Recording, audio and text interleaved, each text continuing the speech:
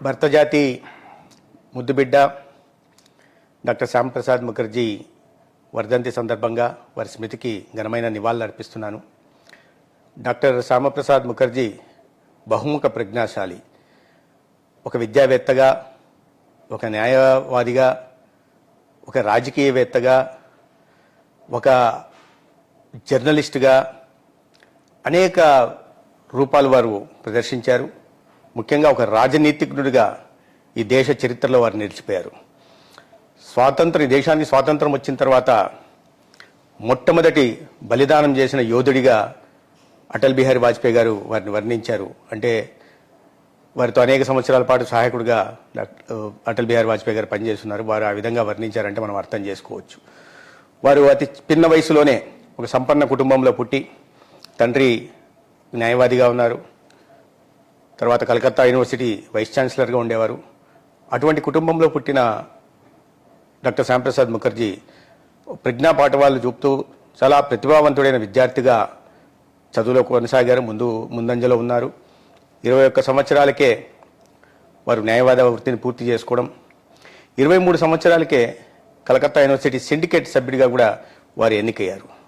26 సంవత్సరాలకి వారు కౌన్సిల్ సభ్యుడిగా, 33 సంవత్సరాలకి కలకత్తా యూనివర్సిటీకి వారు వైస్ ఛాన్సలర్ కూడా 2 సార్లు చేయడం జరిగింది.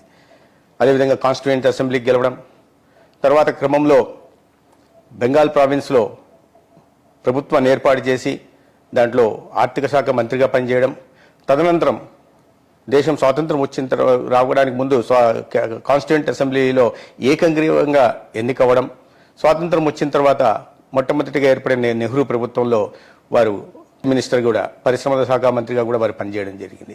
అంటే వివిధ కోణాలను వారు ఆవిష్కరించారు. ఒక విద్యార్థి దశలో లా వరకు కలకట్టాలో చదివి తర్వాత ఉన్నత విద్య కోసం లండన్కి వెళ్ళారు. అక్కడ కూడా ప్రతిభా పాఠవాలను చాటారు. ఈ రకంగా అనేక కోణాలని వారు ఆవిష్కరించారు. ఇదే కాకుండా ఒక సామాజికవేత్తగా కూడా వారు అనేక సందర్భాల్లో ప్రపంచం ముందు తను ఆవిష్కరించుకున్నారు.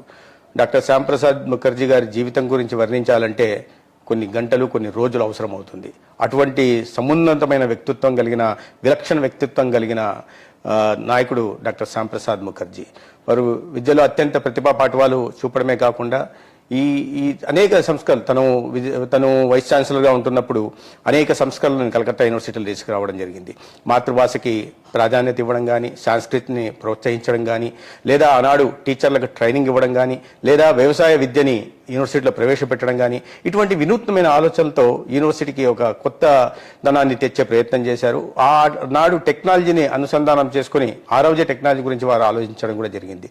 ఈ రకంగా తను వైస్ ఛాన్సలర్గా అద్భుతమైన పాఠవాలు చూపడం కాకుండా తర్వాత రాజకీయ క్షేత్రంలోకి వచ్చి మొట్టమొదటిసారి ఈ కౌన్సిల్కి పోటీ చేసినప్పుడు కాంగ్రెస్ తరఫున పోటీ చేసి వారు గెలవడం, తర్వాత ఆనాటి కాంగ్రెస్, స్వతంత్రానికి ముందు కాంగ్రెస్, తర్వాత కాంగ్రెస్తో విభేదించి తర్వాత స్వతంత్రంగా కూడా వారు గెలిచిన నేపథ్యం ఉంది. అదేవిధంగా కాన్స్టిట్యూయెంట్ అసెంబ్లీకి పోటీ చేయడం, తర్వాత హక్తో కలిసి అక్కడ ప్రభుత్వాన్ని ఏర్పాటు చేయడం, ఫైనాన్స్ మినిస్టర్గా ఉండడం, తర్వాత బ్రిటిష్ వారు ఈ ఆటోనమీ అనేది అంతా ఒక ఫార్స్గా అటానమీ ఇచ్చారు కానీ ఫార్స్గా ఉంది. నిజంగా ప్రజలకు సేవ చేయడానికి ప్రభుత్వం ద్వారా అవకాశం లేదని చెప్పి వాటి నుంచి బయటకు వచ్చి మళ్ళీ రాజీనామా చేసి బయటకు వచ్చిన నేపథ్యం. అంటే ప్రజల అవసరాల కోసం, జాతి నిర్మాణం కోసం వారు నిరంతరం శ్రమిస్తూ వచ్చారు. దానికి ఎటువంటి ఆటంకం కలిగినా కూడా తన సొంత లాభం చూసుకోకుండా రాజీనామా చేసి బయటకు వచ్చే నేపథ్యం వారిది.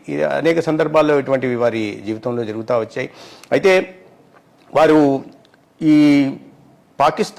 తూర్పు పాకిస్తాన్ సమయం అప్పటికి దేశం కలిసి ఉన్నప్పుడు ఆ ప్రాంతంలో, ఢాకా ప్రాంతంలో కానీ, నారాయణగంజ్లో కానీ హిందువుల మీద దాడులు జరిగితే ఆనాడు అక్కడికి వెళ్ళి బ్రిటిష్ ప్రభుత్వం వారిస్తున్నప్పటికీ కూడా అక్కడికి వెళ్ళి హిందువుల పక్షాన వారు నిలబడడం జరిగింది.